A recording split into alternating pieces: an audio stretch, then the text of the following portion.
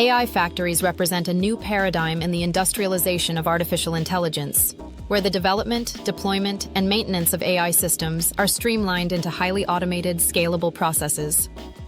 Much like traditional manufacturing plants, AI factories are designed to produce AI models and solutions at scale, with efficiency, consistency, and speed.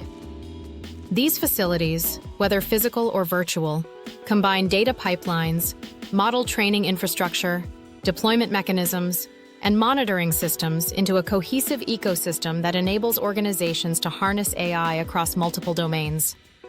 At the core of an AI factory is the data pipeline.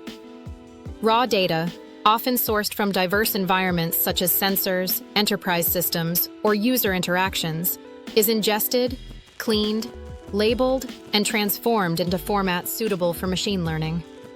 This process is largely automated, ensuring that data flows continuously and reliably into the model development cycle. The quality and diversity of this data are critical, as they directly influence the performance and fairness of the resulting AI models.